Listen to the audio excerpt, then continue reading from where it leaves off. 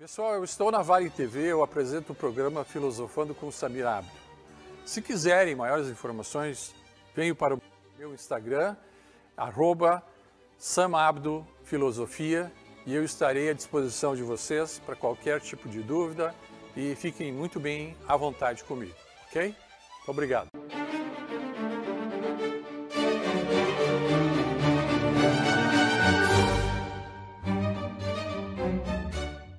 Olá, seja muito bem-vindo ao programa Filosofando com Samir. Saúdo a todos com o sinal do Fi e esperando que todos estejam bem de saúde, bem de cabeça, que possam estar gostando do nosso programa e agradecendo aos nossos patrocinadores que engrandecem esse programa cultural em prol da filosofia em si, EDS Contabilidade, holding empresarial ou familiar. A EDS tem a solução e a proteção do seu patrimônio. Atendemos todo o Estado com profissionalismo. Temos contabilidade, assessoria e aconselhamento fiscal. Também agradecer a Rescar Veículos, com quase 2 décadas no mercado, oferece segurança, as melhores condições com financiamento direto, com a loja em Estância Velha servindo a toda a região. Venha nos visitar. Pois muito bem, nós vamos hoje tentar nos aprofundar um pouquinho mais sobre Empédocles. Ele afirma que o amor e o ódio dominam a humanidade. Então, nós sabemos que ele teve 2 obras que sobreviveram e nós vamos analisar as 2 obras. A primeira obra é a Purificações. Bom, começamos dizendo que Purificações foi um livro destinado justamente para trazer 100 versos que parecem ter sido trazidos de uma visão mítica e mística para o mundo. No entanto, com um sistema muito bem colocado filosoficamente por Empédocles. As primeiras partes e linhas dos poemas foram preservados por Diógenes, se não me engano, Diógenes Laércio, né? Que era um amigo, né? E habitava a mesma cidade, então, de Ácragas, na cidadela, então, na Sicília, então, possivelmente no mesmo nível de casta social, onde eles, então, as castas conviviam consigo mesmo. Então, eles tinham uma correlação de boa amizade, e os homens, os estrangeiros, não eram muito bem-vindos, né? E, na verdade, eles não eram bem recebidos. Então, os nativos faziam parte de um clã, de uma tribo, vamos chamar assim, né? Então, eles, poderíamos dizer, tinham o mesmo tipo de pensamento. Então, ele já começava assim com os poemas, assim: vós, homens inexperientes da maldade, eu vos saúdo. Eu, porém, caminho entre vós, no qual Deus é imortal, e não mais como mortal, porque todos estão honrados por mim, me convém lhes trazer com a cabeça coroada de guirlandas floridas, desde que a minha entrada florescente em sua cidade seja também honrada por homens e mulheres. E seguem-se aos milhares, os quais eu caminho por parte da riqueza, onde uns necessitam de oráculos, e outros feridos atrozes necessitam de médicos e podem, de uma forma ou de outra, pedir a palavra salvadora para suas múltiplas doenças. Então era provável que este trabalho continuava falando sobre almas, onde o que é dito existia em tempos de espíritos que viviam em estado de êxtase, né? Mas o que era o estado de êxtase? O estado de êxtase, para eles, era justamente viver, ou ter nascido num meio de riqueza, né? Onde não eram punidos e não eram forçados a fazerem os trabalhos que eles chamavam dos seres mortais, né? Que seriam os escravos. Por que mortais? Porque qualquer motivo era motivo de matar um escravo. O escravo era útil até o momento de não ser útil. Então, por isso ele era um escravo, né? Ele era um suporte substituível. E isso era, assim, visto como um encanto pelos donos, né? Pelos mais ricos, né? E os outros, os ricos se julgavam reencarnados de corpo para corpo, sendo cada vez mais nobres, então eles já vinham de uma nobreza maior ainda, né? Enquanto que os escravos, os humanos escravos, assim como os animais e as plantas, eram derivados de espíritos inferiores que vinham subindo numa escala apoética, vamos chamar assim, de uma conduta moral recomendada até pelo próprio poema de Demóclides, dizendo que eles jamais poderiam se tornar deuses como eles poderiam em si serem os futuros deuses de acordo com a sua evolução. Vejam que é uma evolução, um ponto de vista bastante eclético, né? Era o que eles pensavam, todos eles pensavam. Já o livro sobre a natureza, os poemas, o poema sobre as naturezas, os versos, né, foram aproximadamente 450 versos, incluindo alguns que calcula-se em torno de 70, foram reescritos de fragmentos que foram encontrados em papiros assinados por Empédocles em Estrasburgo, né? O poema original talvez consistia em possíveis 2.000 versos hexâmetros, ou seja, eles foram feitos para pausâneas, ou seja, eles foram feitos em complementos um do outro, mas não foram todos colocados em um único livro. Era um poema que mostrava o sistema filosófico pelo ponto de vista de Empédocles. Nisso ele, próprio Empédocles, explica que não somente a natureza, mas o universo em si consistia naqueles 4 elementos que nós falamos, que seriam a teoria da causa, da percepção e do pensamento, assim como também a explicação do fenômeno terrestre e processos biológicos do ser humano. O ser humano, quando ele fala em ser humano, é o ser humano evoluído e rico.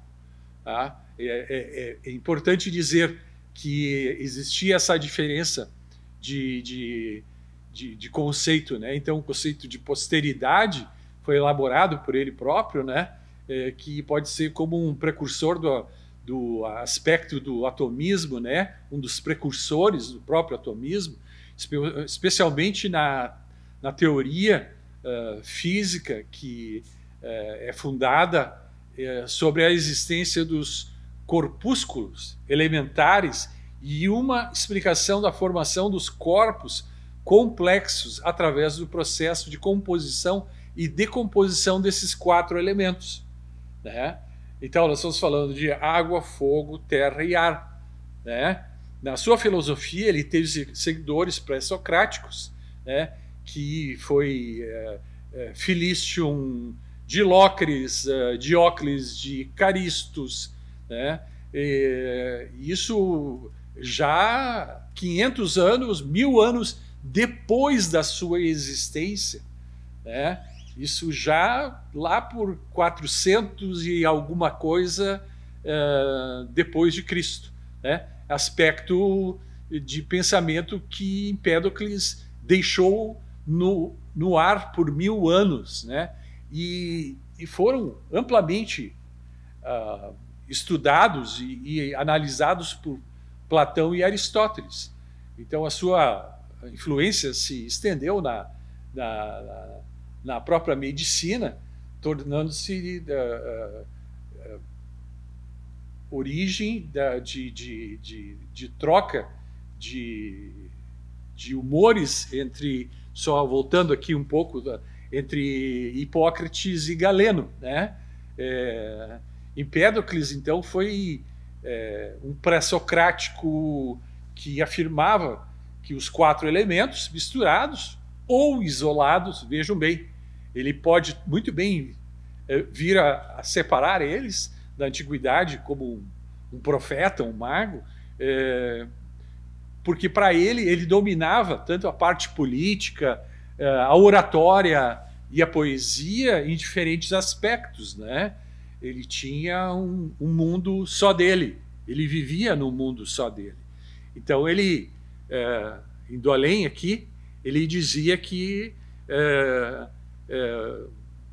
ele, por ser nascido na Sicília, ele já era uma pessoa rica intelectualmente e de família. E por isso ele se tornava uma pessoa sábia e ilustre.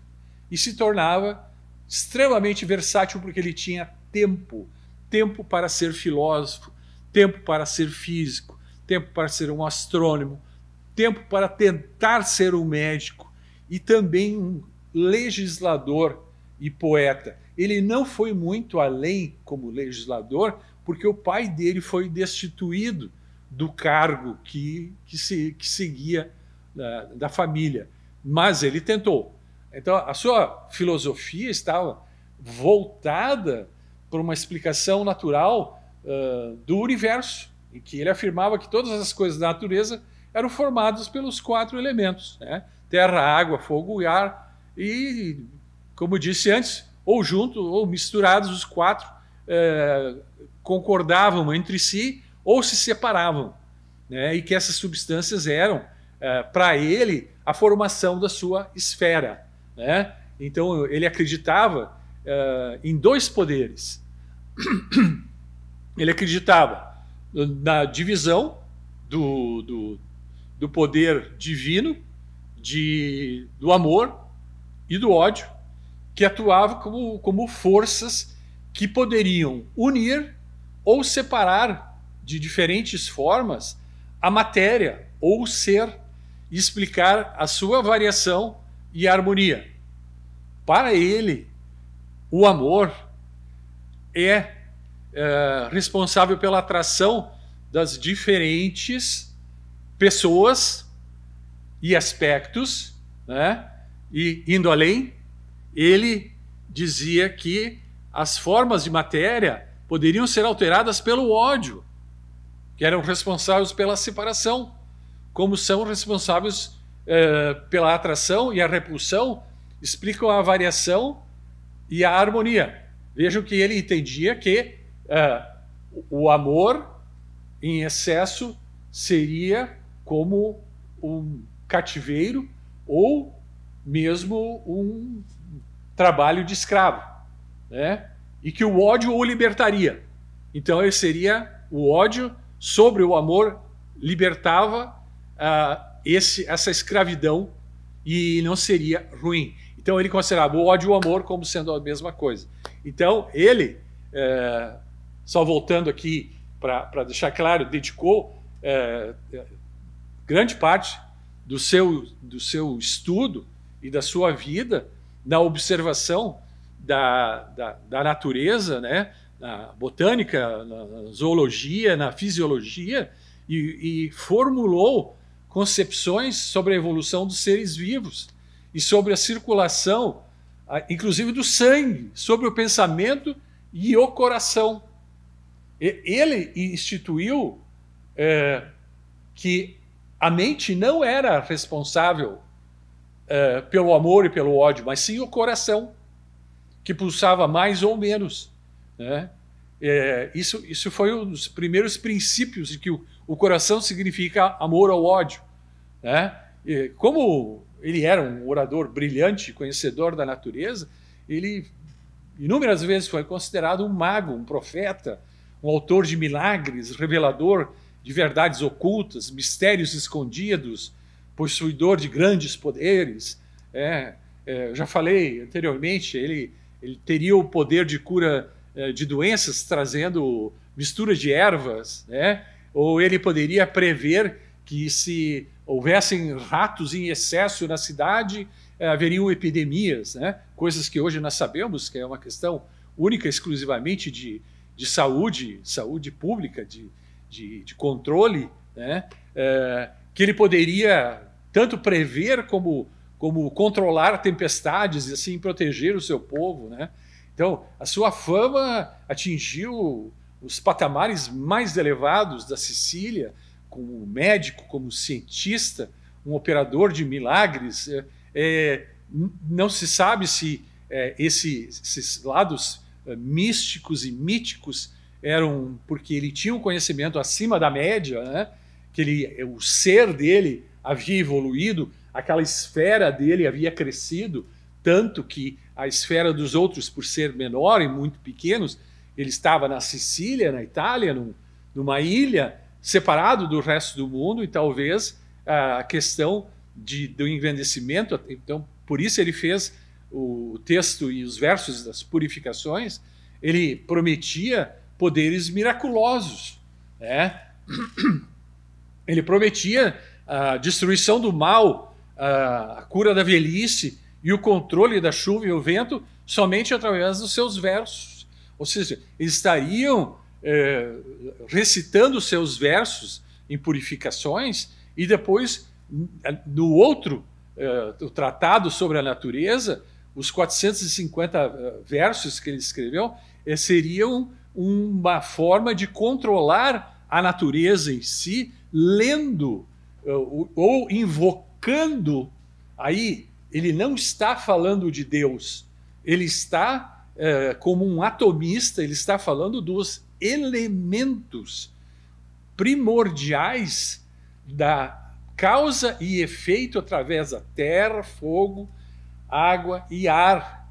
E ele junta que o pensamento e a forma biológica dele pensar poderia juntar o amor e o ódio como sendo também elemento primordial para o autocontrole e o controle sobre as coisas ao seu redor. Então ele escreveu um tratado que poucas linhas se achou, que ele escreveu sobre a medicina e sobre os políticos.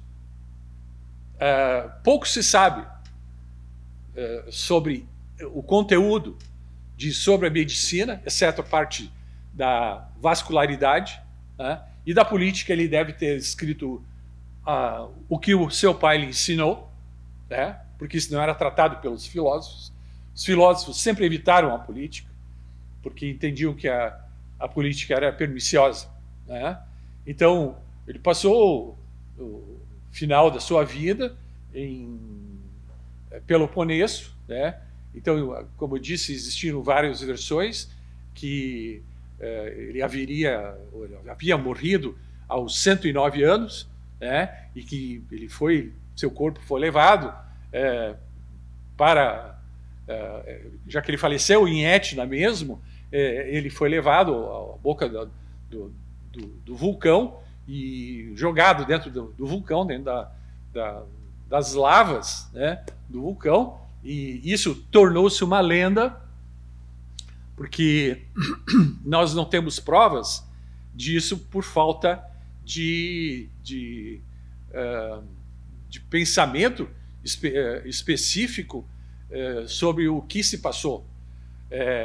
O que nós podemos dizer é que Empédocles conseguiu, de alguma forma, juntar todos os elementos atomistas e fazendo disso, se vocês forem estudar a parte mística e mítica de qualquer tipo de poder paralelo, vamos chamar assim, ou podemos chamar de bruxaria, ou podemos chamar de poderes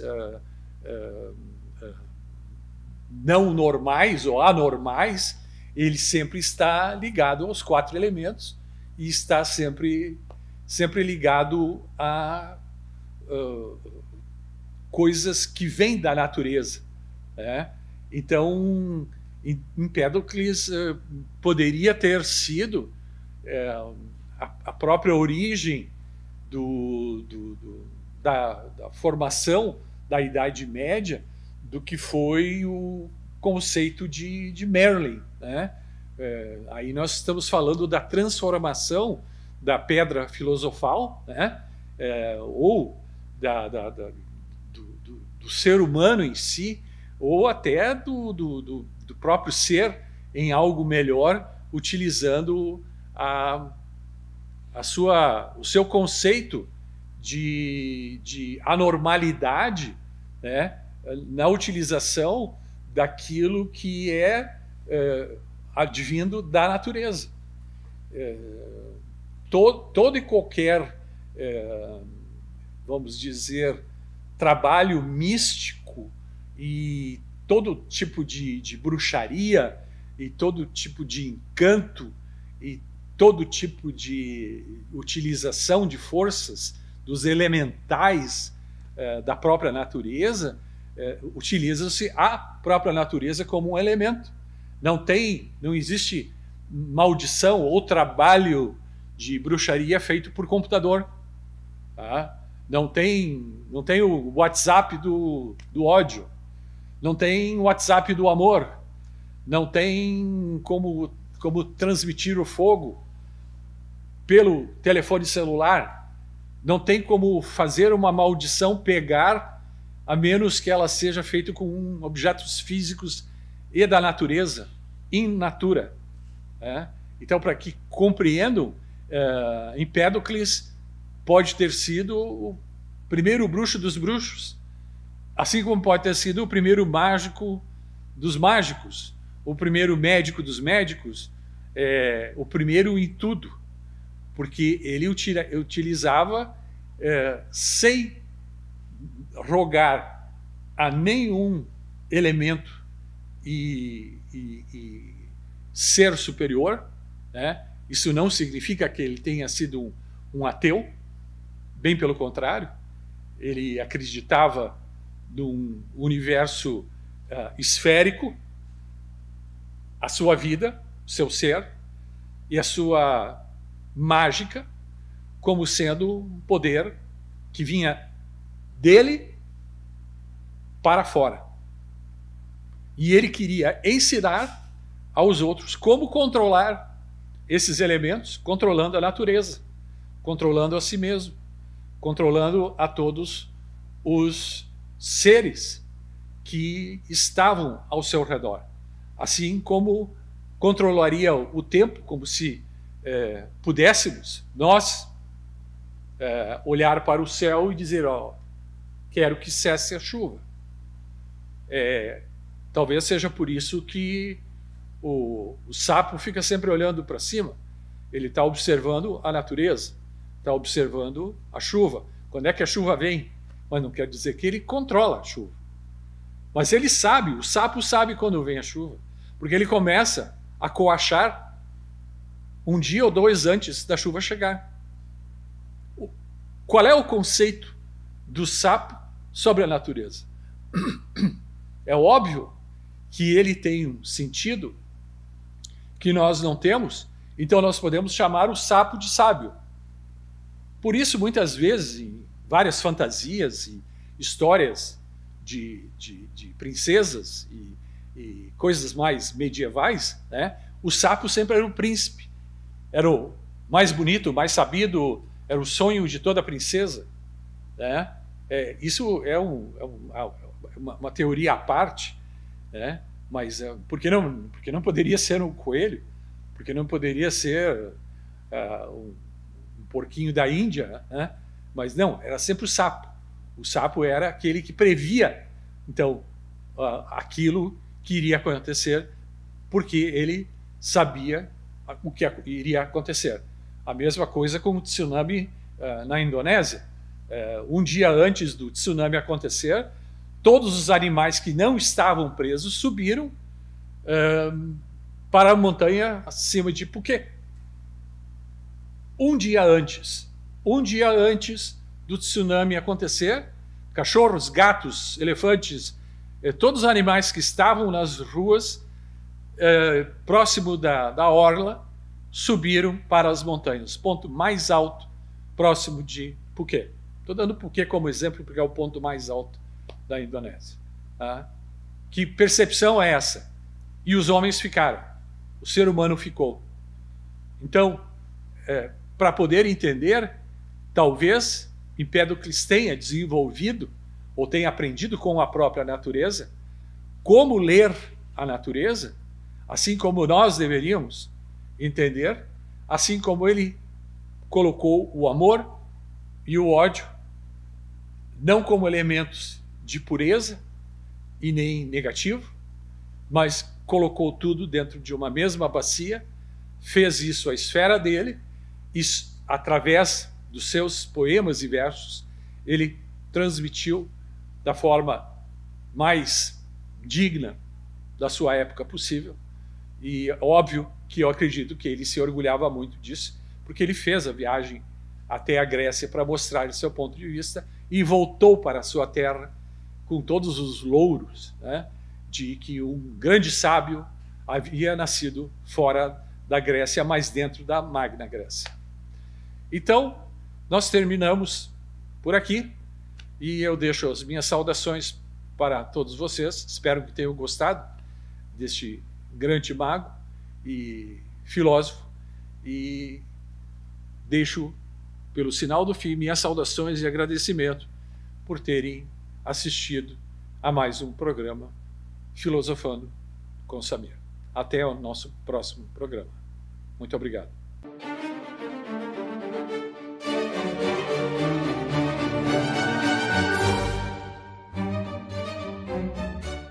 Pessoal, eu estou na Vale TV, eu apresento o programa Filosofando com Samir Abdo. Se quiserem maiores informações, venham para o meu Instagram, @samabdofilosofia, e eu estarei à disposição de vocês para qualquer tipo de dúvida e fiquem muito bem à vontade comigo, ok? Muito obrigado.